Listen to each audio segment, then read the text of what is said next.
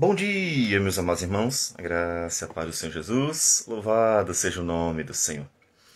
Queremos sempre que as pessoas sejam salvas. Todo cristão, pelo menos, deveria desejar que as pessoas de fato compreendessem o Evangelho e, portanto, fossem salvas por meio de Cristo Jesus.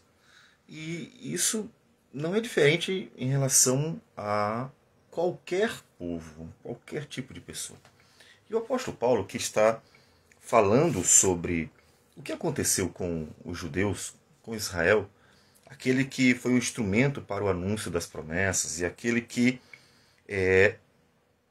esteve sendo o instrumento para a chegada, inclusive, do Messias e recebeu as promessas. O que foi que houve? Eles não creram? Mas qual foi a razão? O que aconteceu? E o apóstolo Paulo vem nos falando sobre a ministração do Evangelho, sobre a forma como Deus administra a redenção conforme sua boa vontade. E então chega num ponto em que ele mostra que, ao mesmo tempo em que Deus administra a salvação, né, a obra redentora em relação às pessoas, ele ao mesmo tempo também exige de nós que criamos naquele. Ou seja, é uma responsabilidade humana e é uma obra divina. Ou seja, ele mostra que a responsabilidade do homem de crer, de forma alguma, pode ser tirada, mesmo que Deus, na sua sabedoria, justiça, poder, ele administre a obra da salvação, uma vez que ele não tem obrigação para com homem algum. Nós já vimos isso, na verdade. Então, no capítulo 10, ele coloca outra vez a questão, olha, eu quero muito que o meu povo seja salvo, se referindo aos judeus, portanto. E então, ao dizer isso, é interessante como ele conscientiza os seus destinatários, os romanos, de que devem continuar pregando, porque a obra da salvação ela ocorre por meio de uma atitude humana, sim. O homem precisa crer, não precisa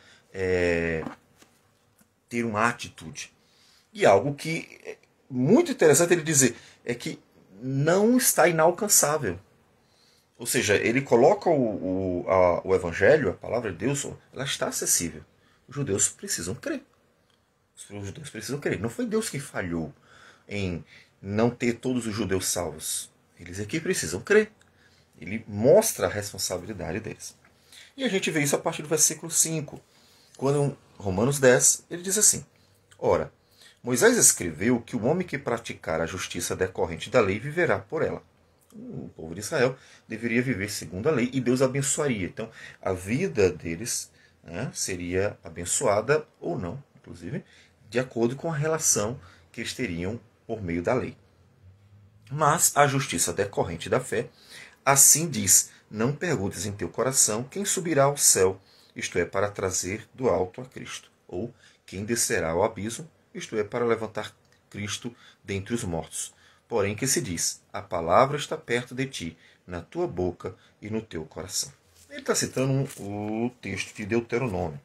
E é bem interessante como ele usa o texto. Isso ajuda até a gente ter uma noção de como deveríamos ler a própria Escritura, tendo em vista a forma como ele faz essa leitura. Né? E ele interpreta o texto de Deuteronômio, que é o seguinte. O texto é o seguinte: se deres ouvidos à voz do Senhor teu Deus, guardando os seus mandamentos e os seus estatutos, escritos neste livro da lei, se te converteres ao Senhor teu Deus de todo o teu coração e de toda a tua alma, porque está este mandamento que hoje te ordeno não é demasiadamente difícil, nem está longe de ti. Não está nos céus para dizeres: quem subirá por nós aos céus, que nolo traga e nolo faça ouvir para que o cumpramos? Nem está além do mar, para dizeres: quem passará por nós além do mar, que nolo traga ou nolo faça vir para que o cumpramos? Pois esta palavra que está muito perto de ti, na tua boca e no teu coração, para a cumprires. Então o que ele está dizendo? Olha, Deus deu a palavra e deixou a palavra acessível a todos os homens. Então ninguém vai dizer assim: olha, bota um obstáculo. Não, está inacessível, está inalcançável. Então Moisés está falando sobre a própria palavra de Deus. A palavra de Deus foi dada a eles, está acessível a eles, eles deveriam ouvir e colocar em prática. E observe que o contexto é o contexto da fé.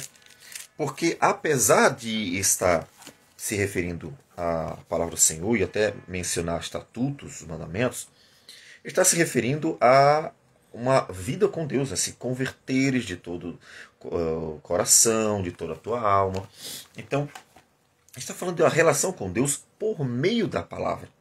Então percebe que é isso que Moisés está mostrando. A palavra do Senhor foi dada para que eles andassem com o Senhor.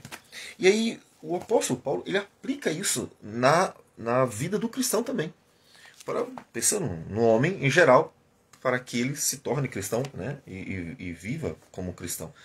E é interessante como ele então aplica isso a Cristo. Ou seja, não diga que está inacessível, inalcançável. Não diga que eu não duvide. Né? Quem é que vai trazer Cristo? Quem é que vai... Então, ele aplica aquilo que eles deveriam fazer em relação à palavra de Deus que estava sendo dada, a relação com Cristo. Ou seja, a Escritura menciona como eles deveriam viver, crer e viver naquele período, e ele mostra que isso continua. E assim como a palavra dada até aquele momento ela estava alcançável, ela estava acessível, também a palavra que estava sendo dada nesse outro momento. Ou seja, antes a palavra dada por Moisés, agora o evangelho pregado pelos apóstolos. E ambos estão acessíveis, que Deus colocou ao alcance do homem. Então, portanto, observe que ele diz, olha, o evangelho está aqui, os judeus precisam crer. Os judeus precisam crer, mas está aqui. Ninguém está negando, ninguém está escondendo deles. Eles é que estão com o coração endurecidos. Eles é que estão obstinados. Então está aqui acessível. Então não devem rejeitar. E nem dizer que, olha, não, mas e aí? Quem é que vai fazer isso? Quem é que vai fazer aquilo? Quem é que... E no caso, ele aplica a obra de Cristo. Não diga que não está acessível a obra de Cristo, aquilo que Cristo fez. Porque a palavra está perto de ti, na tua boca e no teu coração. Isto é, a palavra de fé que pregamos. Você está acessível. Então essa é a questão. Não havia uma justificativa. Ninguém poderia dizer assim, não, mas a culpa é de Deus porque está tudo muito inacessível. Não. A palavra estava lá sendo pregada. Todo mundo estava ouvindo. O evangelho todo mundo estava ouvindo. Que é, inclusive, aquilo que a igreja tem que se preocupar. O que a igreja tem que fazer? Tornar o evangelho acessível. Qual é a obra do pregador, do pastor? É tornar a palavra acessível. O resto não compete a gente. Por isso que a gente não fica dando um jeitinho para encher a igreja de pessoas. Obviamente, fazendo isso, acontecem sérios problemas. Muitas vezes as igrejas estão mais cheias de joio do que de trigo. Estão muito mais preocupadas em inflar e inventar programaçõezinhas sociais do que ter de fato uma palavra para o pessoal. Então, a igreja tem que se preocupar em pregar o evangelho, sim, mas ela tem que pregar o evangelho crendo que Deus e a pessoa lá vão administrar. Deus, porque ele é poderoso para quebrantar corações, Paulo já falou. E aquela pessoa ela é responsável de Deus, ela precisa crer. Mas a gente vai pregando o evangelho. Nosso propósito não é salvar, a nossa missão não é salvar vidas, no sentido de que eu tenho a obrigação de fato fazer aquela palavra entrar no coração. Não, isso aí eu não consigo. Eu consigo torná-la acessível. Então, a palavra não está longe. Então, ninguém no último dia vai dizer assim, mas o evangelho estava inacessível para a gente? Não, inalcançável? Não está. Está acessível. Inclusive, ele está se referindo aos judeus, claro. Né? E então, ele diz o que é necessário. Se com a tua boca confessares Jesus como Senhor e com o teu coração creres que Deus o ressuscitou dentre os mortos, será salvo. Inclusive, veja, parece algo muito simples, né? Puxa, só precisa isso. Claro que é profundo, porque tem a ver com o coração da pessoa. É simples aparentemente, mas é de uma grande profundidade, né? E uma das razões porque eles também não haviam crido, mas está acessível. Porque com o coração se crê para a justiça e com a boca se confessa a respeito da salvação. Porquanto a Escritura diz, todo aquele que nele crê não será confundido, pois não há distinção entre judeu e grego, uma vez que o mesmo é o Senhor de todos, rico para com todos os que o invocam. Então, Tem uma forma diferente de Deus tratar Israel? Não. Ele diz assim, é para todo mundo. Não há distinção entre judeu e grego. Então, a mesma forma como o judeu era salvo, a gente pode até dizer assim, no Antigo Testamento, a palavra de Deus também estava acessível, e é a palavra de fé. Veja que é interessante que ele diz assim, a justiça decorrente da fé. Ou seja, quando Moisés deu a palavra do Senhor para que o povo cresce no Senhor e andasse com o Senhor de todo o coração, não era para eles serem salvos por meio das obras, era para que eles andassem com Deus por crer em Deus. Então observe que desde o início a salvação é pela fé. E estava acessível. Creram ou não creram, nós temos algumas gerações ali o testemunho sobre elas. E quando chega Cristo, a mesma palavra é dada, só que agora o cumprimento, lá promessas. Promessa de salvação. Agora o cumprimento dela. E também está acessível. E é preciso crer também. Ou seja, em todo momento é necessário crer na palavra do Senhor. E isso não há distinção. O judeu era salvo pela fé, e o judeu tem que ser salvo pela fé hoje também. Claro, hoje, crer naquele que já cumpriu.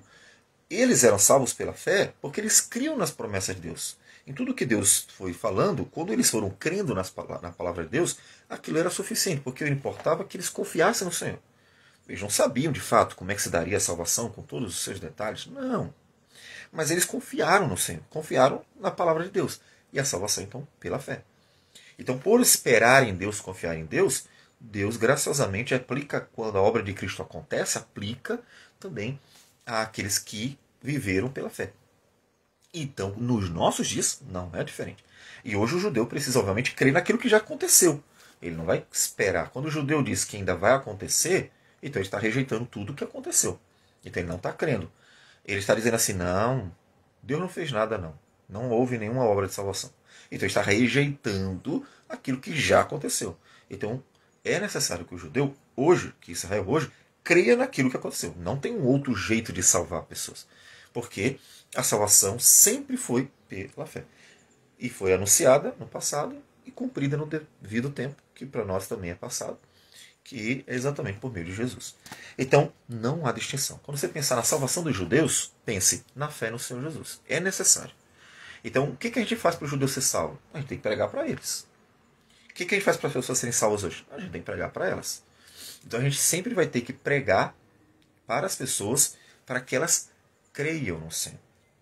Para que elas, de fato, possam entender por meio do ouvir a palavra do Senhor. E aí, o apóstolo Paulo entra nesse ponto. Porque, versículo 13, todo aquele que invocar o nome do Senhor será salvo. Como, porém, invocarão aquele em quem não creram? E como crerão naquele de quem nada ouviram? E como ouvirão se não há quem pregue? E como pregarão se não forem enviados? Como está escrito, quão formosos são os pés dos que anunciam coisas boas. Então, a salvação se dá da mesma forma no mundo inteiro. A salvação se dá pela fé em Cristo Jesus. E os judeus são responsáveis diante disso. Então, ninguém poderia culpar. Porque lá atrás, uma questão que Paulo está respondendo é: Deus falhou? Deus falhou por não salvar o seu povo? Eu digo, pá, peraí, calma. Primeiro, Deus não tem a obrigação de estar tocando no coração de todo mundo.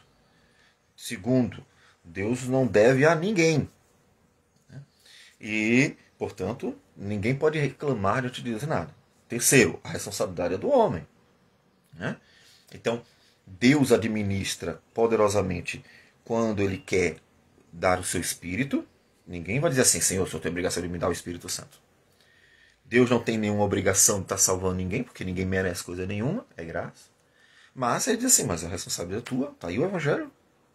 Então, Deus entregou a palavra, está aqui, ó. Só precisa crer, creia. Então ninguém pode dizer assim, ah, mas a culpa é de Deus. Não, não está aqui. Aí, nós estamos pregando, nós estamos falando que de graça, não estamos cobrando nada. O Evangelho é gratuito, está acessível e é de graça. Creiam no Senhor Jesus.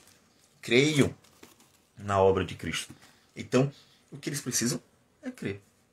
Então, o que nós devemos fazer, como o apóstolo diz, é pregar a palavra. Enviar os que preguem. Pregar a Escritura.